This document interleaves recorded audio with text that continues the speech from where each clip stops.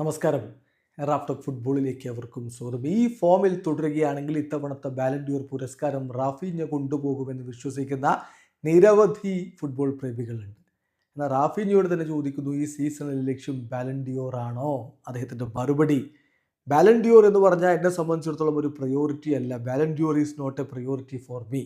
എനിക്കതൊരു പ്രയോറിറ്റി അല്ല. എൻ്റെ ലക്ഷ്യം എന്ന് പറയുന്നത് കളിക്കളത്തിലെ എൻ്റെ പെർഫോമൻസുമായി ബന്ധപ്പെട്ടതാണ്. ഇന്ന് ഞാൻ എങ്ങനെ കളിച്ചുവോ അതിനേക്കാൾ നന്നായി നാളെ കളിക്കുക, അതാണ് എൻ്റെ ലക്ഷ്യം. അതിനാണ് ഞാൻ പരിശ്രമിക്കുകയും ചെയ്യുന്നത്.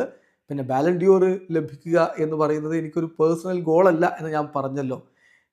എന്നെ അവാർഡിന് നോമിനേറ്റ് ചെയ്തു എന്ന് കരുതുക. അപ്പോൾ തന്നെ അതെൻ്റെ ഒരു വിജയമായിട്ടായിരിക്കും ഞാൻ കരുതുക. അല്ലാതെ ബാലൻഡിയോർ നേടുക എന്നുള്ളതിനോടൊരു ഒബ്സസ്ഡ് ആയിട്ട് ഞാൻ പോകുന്നില്ല എന്നാണിപ്പോൾ റാഫീഞ്ഞ പറയുന്നത്. ഏതായാലും റാഫീഞ്ഞ ഇപ്പോൾ അത് കൃത്യമായി ചെയ്യുന്നുണ്ട്. ഓരോ ദിവസവും ഒന്നിനൊന്നും മികച്ച പ്രകടനം അദ്ദേഹം നടത്തിക്കൊണ്ടിരിക്കുകയാണ്. അതാണ് അദ്ദേഹം പറയുന്നത്, ഇന്ന് എങ്ങനെ കളിച്ചു അതിനേക്കാൾ ബെറ്ററായി നാളെ കളിക്കണമെന്ന്. അത് തന്നെയാണ് അദ്ദേഹം ഇപ്പോൾ ചെയ്തുകൊണ്ടിരിക്കുന്നത്. വല്ലാത്തൊരു സീസണാണ് അദ്ദേഹത്തിന്. ഇത് വീഡിയോ അവസാനിക്കുന്നു. ഫുട്ബോൾ ലോകത്തെ കൂടുതൽ വിശേഷങ്ങളുമായി റാഫ്റ്റോക്സ് എത്താം.